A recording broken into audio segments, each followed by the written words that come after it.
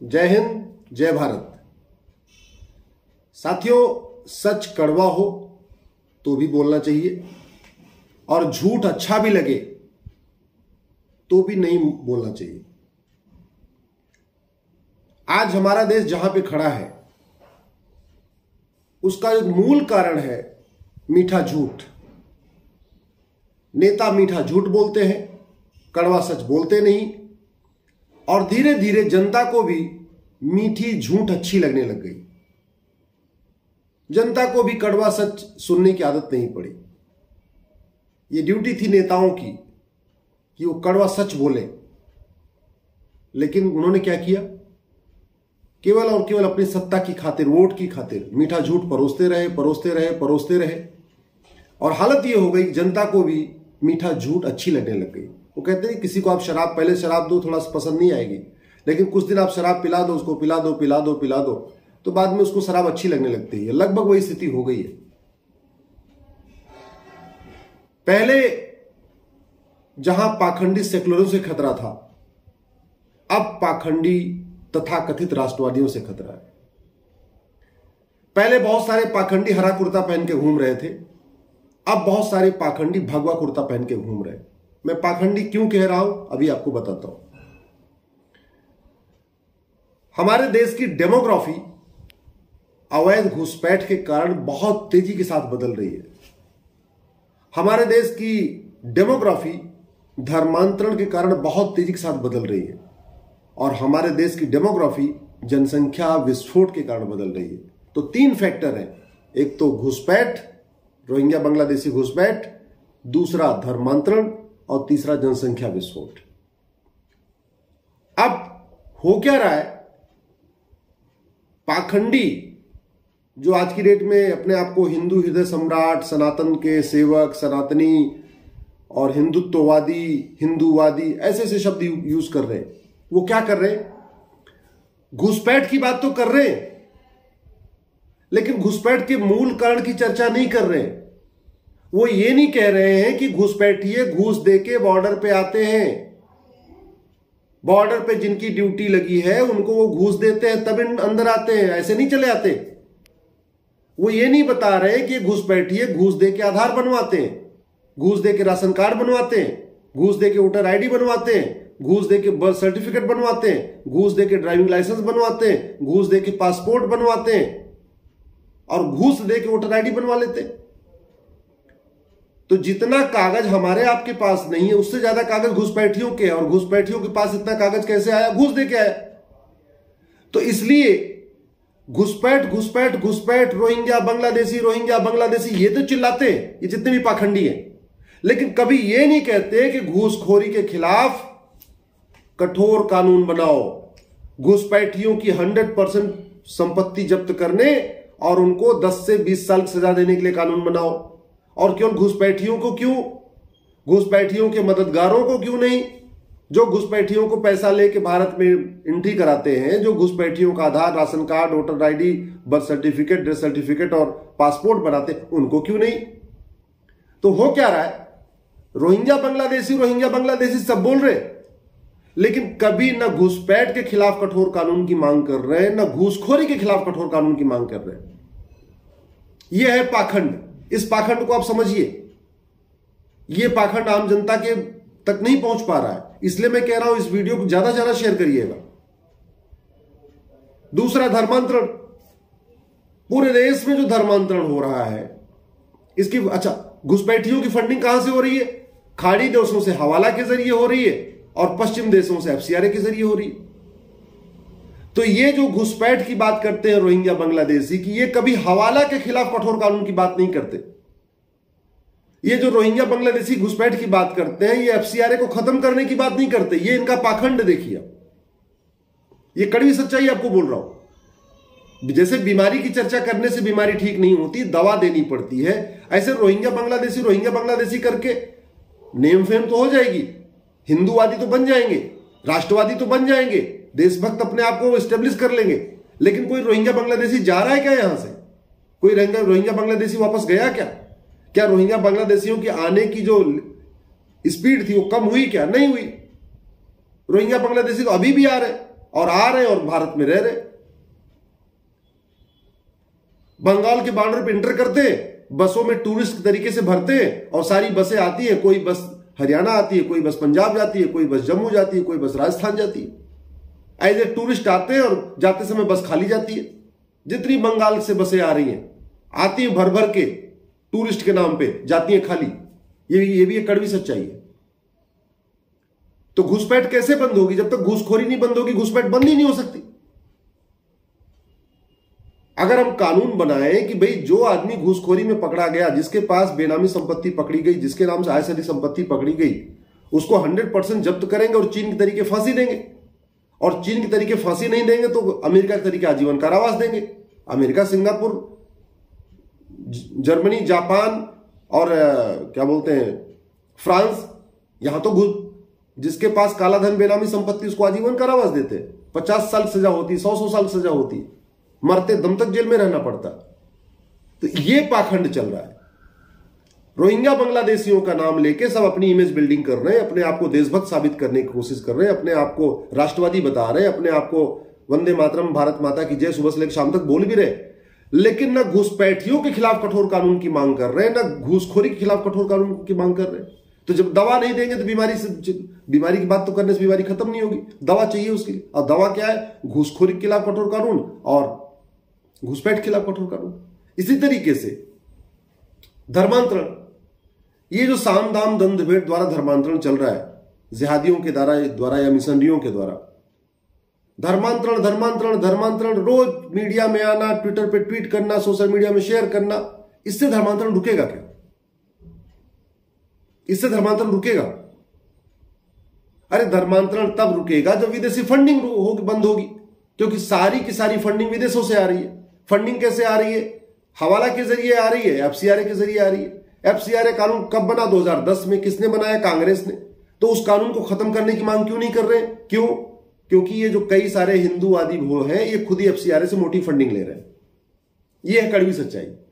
उन्होंने खुद ही एनजीओ बना लिया, एनजीओ बना के एफसीआरए से खुद ही फंडिंग ले रहे हैं। इसलिए वो धर्मांतरण की बात करते हैं, एफसीआरए खत्म करने की बात नहीं करते। बहुत सारे हिंदूवादी हवाला के जरिए मोटा चंदा ले रहे हैं, इसलिए वो धर्मांतरण की बात करते हैं, हवाला के खिलाफ कठोर कानून की बात नहीं करते। ये कड़वी सच्चाई है। तो घुसपैठ की जो घुसपैठियों के लिए भी विदेशों से फंडिंग आ रही है हवाला एफसीआरए के जरिए, और धर्मांतरण के लिए भी विदेशों से मोटी फंडिंग आ रही है हवाला और एफसीआरए के जरिए। लेकिन ये तथाकथित राष्ट्रवादी, तथाकथित देशभक्त, तथाकथित हिंदूवादी, तथाकथित हिंदू हृदय सम्राट न एफसीआरए खत्म करने की बात करते हैं, न घुसपैठ, न हवाला के खिलाफ कठोर कानून की मांग करते हैं, न घूसखोरी के खिलाफ कठोर कानून की मांग करते हैं, न धर्मांतरण के खिलाफ कठोर कानून की मांग करते हैं, न घुसपैठ के खिलाफ कठोर कानून की मांग करते हैं। चर्चा करते हैं, बीमारी बढ़ रही है, समस्या बढ़ रही है, तो समस्या की चर्चा करते रहेंगे। भाई कैंसर हुआ, जिहाद बढ़ रहा है, ये बढ़ रहा है, धर्मांतरण बढ़ रहा है, सब बता रहे। कैसे खत्म होगा, उसके लिए क्या समाधान है, वो नहीं बता रहे। ये है पाखंड। इसलिए मैंने कहा आपसे चर्चा करूं, आप लोग इस विषय को ज्यादा से ज्यादा शेयर करें, लोगों को पता तो चले कि किस तरीके का पाखंड चल रहा है। इस देश में ऐसा कौन सा देश विरोधी कार्य है जिसकी फंडिंग हवाला के जरिए नहीं हो रही है विदेशों से, जिसकी फंडिंग एफसीआरए से नहीं हो रही विदेशों से? अब ये हवाला कैसे बंद होगा, इसको समझिए। ये भारत ही नहीं, पूरी दुनिया में एक प्रिंसिपल है, जितनी बड़ी करेंसी उतना ज्यादा हवाला, जितनी बड़ी नोट उतना ज्यादा हवाला, जितनी बड़ी करेंसी उतना ज्यादा काला धन, और जितना ज्यादा काला धन उतना ज्यादा अराजकता। जितनी ज्यादा करेंसी होगी उतना ज्यादा भारत में धर्मांतरण बढ़ेगा।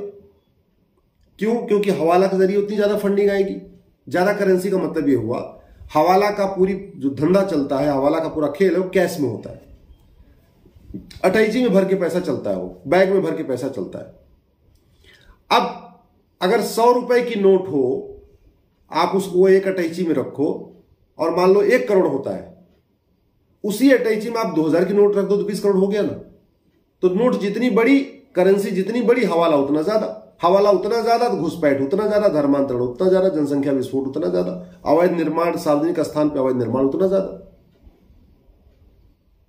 लेकिन जनसंख्या विस्फोट की बात करने वाले, अवैध निर्माण की बात करने वाले, सड़क किनारे, रेलवे स्टेशन पे जो अवैध निर्माण हो रहा है, इसकी बात करने वाले कभी भी 100 रुपए से बड़ी नोट बंद करने की बात नहीं करते।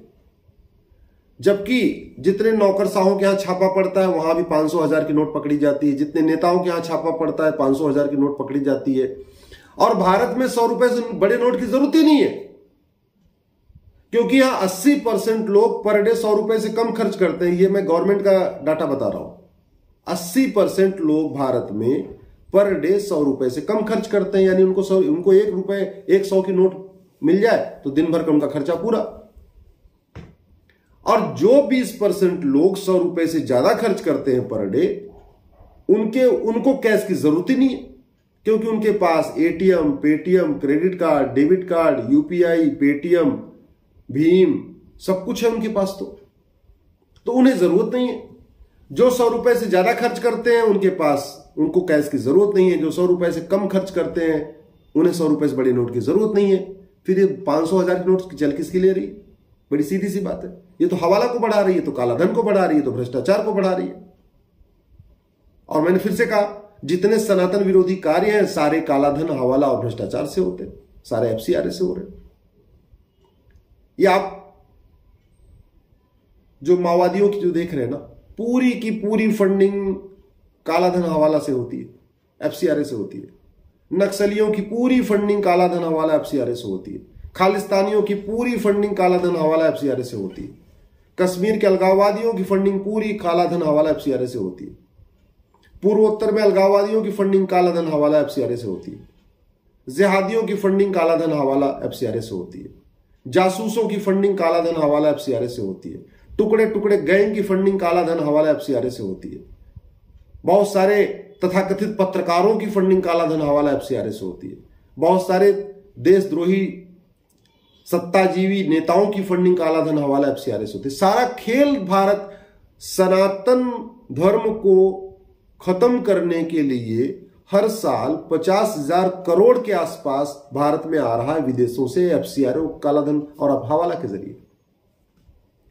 आप खुद ही सोचो जरा, माल्या ने भारत को लूटा, 10-12 हजार करोड़ का घोटाला किया।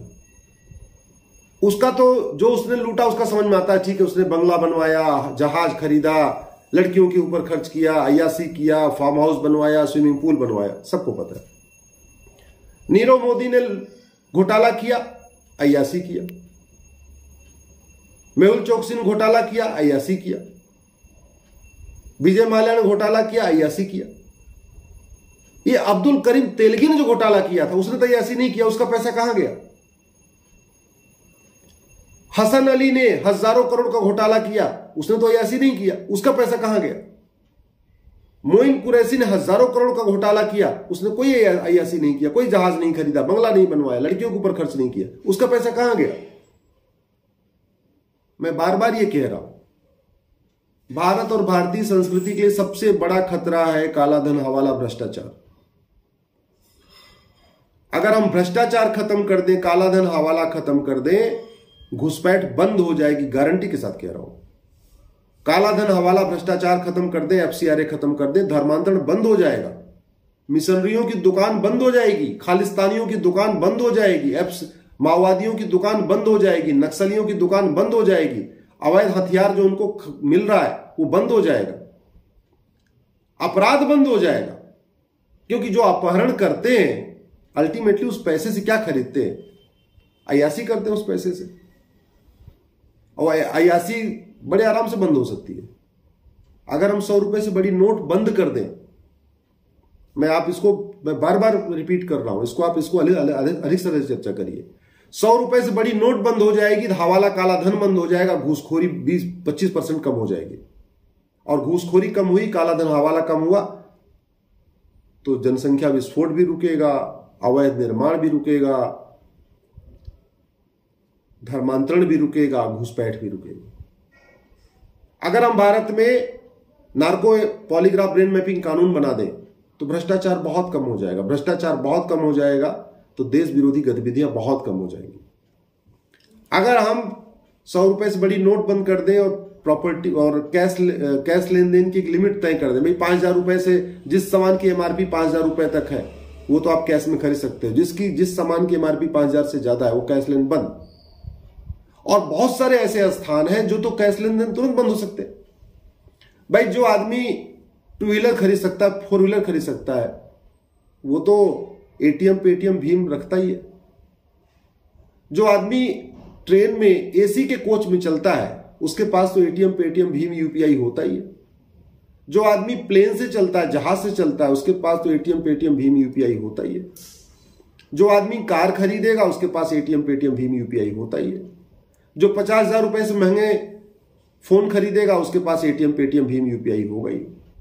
तो हम ऐसा क्यों नहीं करते कि भाई जितने भी आपके ट्रांजैक्शन है, गवर्नमेंट के ट्रांजैक्शन, चाहे वो बिजली का बिल हो, चाहे रेलवे का टिकट हो, चाहे आपका कोर्ट की फी हो, और भी जितने काम है, चाहे हाउस टैक्स हो, सब ऑनलाइन होगा, कोई कैश में नहीं चलेगा। इसको बंद कर दे, पता चलेगा सबको कि भाई किसके घर में कितना एसी लगा है, सरकार को पता चलता रहेगा। बिजली के बिल से भी पता चलेगा, जब वो पेमेंट करेगा एटीएम पेटीएम भीम से तो उसको भी वहां पता चल जाएगा। तो अगर हम कैश लेन देन की सीमा 5,000 रुपए कर दें कि 5,000 रुपए से महंगा सामान अगर कुछ होगा, 5,000 रुपए से महंगा ट्रांजैक्शन होगा तो आपको एटीएम पेटीएम भीम यूपीआई ये सब करना पड़ेगा। 50,000 रुपए से महंगा कोई सामान खरीदेंगे, चाहे स्कूटी खरीदेंगे, मोबाइल खरीदेंगे, लैपटॉप खरीदेंगे, तो आपको आधार मैंडेटरी हो जाएगा, पैन मैंडेटरी हो जाएगा। तो मैं गारंटी के साथ कहता हूं भ्रष्टाचार खत्म हो जाएगा। भ्रष्टाचार 1 साल के अंदर, मात्र 1 साल के अंदर 80% भ्रष्टाचार खत्म हो सकता है। मात्र 1 साल के अंदर ऐसी व्यवस्था बन सकती है कि थाने पे आप जाओगे, कोई पैसा देने पे भी नहीं लेगा। तहसील में आप घूस दोगे तो भी नहीं लेगा, आप कचहरी में जाके घूस दोगे तो भी नहीं लेगा, कोई घूस मांगेगा ही नहीं। क्यों? क्योंकि अगर घूस लेगा तो करेगा क्या? खर्च कहां करेगा? खर्च ही नहीं कर सकता, पैसा खाएगा क्या? जब 5,000 रुपए से महंगे सामान में का कैश लेन देन हो ही नहीं सकता। भाई घूस कैश में ली जाती है और कैश में खर्च की जाती है। जब हमने कैश की लिमिट ही सेट कर दिया 5,000 रुपए, तो क्या करेगा उस पैसे को लेकर? समझिए, कितना सब्जी खरीदेगा, कितना फल खाएगा, कितना दूध पिएगा उससे। जब लग्जरी आइटम खरीद ही नहीं पाएगा तो उस पैसे का करेगा क्या? तो 100 रुपए से बड़ी नोट बंद कर दें, 5,000 रुपए से महंगे सामान का कैश लेन देन बंद कर दें, 50,000 रुपए से ऊपर कोई अगर ट्रांजेक्शन है तो पैन और आधार मैंडेटरी कर दें, और जिसके पास कालाधन बेनामी संपत्ति मिले उसको 100% जब्त करके उसको 20 साल से 50 साल सजा देना शुरू करें। मैं हम चाइना के तरीके फांसी की मांग नहीं कर रहा हूं, अमेरिका के तरीके 100 साल 200 साल की मांग नहीं कर रहा हूं। मैं कह रहा हूं केवल 20 साल से लेकर 50 साल सजा कर दो, बस 100% प्रॉपर्टी जब्त करो। मैं गारंटी के साथ कहता हूं घुसपैठी अपने आप भाग जाएंगे। घुसपैठियों की 100% प्रॉपर्टी जब्त करने और उनको 20 साल से 50 साल सजा देने के लिए कानून बनाइए। 80% घुसपैठिए खुद ही भाग जाएंगे, ढूंढना नहीं पड़ेगा, एनआरसी भी नहीं करना पड़ेगा। आप कालाधन बेनामी संपत्ति 100% जब्त करने के लिए कानून बनाइए और 20 साल से 50 साल सजा कानून बनाइए। ये देश विरोधी ट्वीट, देश विरोधी फेसबुक पोस्ट, देश विरोधी जो आर्टिकल लिखे जा रहे हैं अखबारों में, अपने आप बंद हो जाएंगे। आप खुद भी सोचिएगा, ऐसा कौन सा काम है जिसके पीछे भ्रष्टाचार नहीं है? तो हमारे देश के लिए जो सबसे बड़ा खतरा है 2 ही है, जनसंख्या विस्फोट, भ्रष्टाचार और जनसंख्या विस्फोट। अवैध घुसपैठ हो रही है, उससे जनसंख्या विस्फोट हो रहा है। धर्मांतरण हो रहा है, उससे जनसंख्या विस्फोट हो रहा है। घुसपैठ हो रही है, मूल कारण है भ्रष्टाचार। देश की सभी समस्याओं का मूल कारण भ्रष्टाचार और जनसंख्या विस्फोट है। मेरा निवेदन है, इस विषय पे चिंतन करिए, इस विषय को अधिक से अधिक शेयर करिए, इस चैनल को सब्सक्राइब कर लीजिए और इस वीडियो को कम से कम 10 लोगों को फॉरवर्ड जरूर करिएगा। इस वीडियो को अपने ट्विटर पे, अपने फेसबुक पे जरूर शेयर करिएगा। जय हिंद, जय भारत।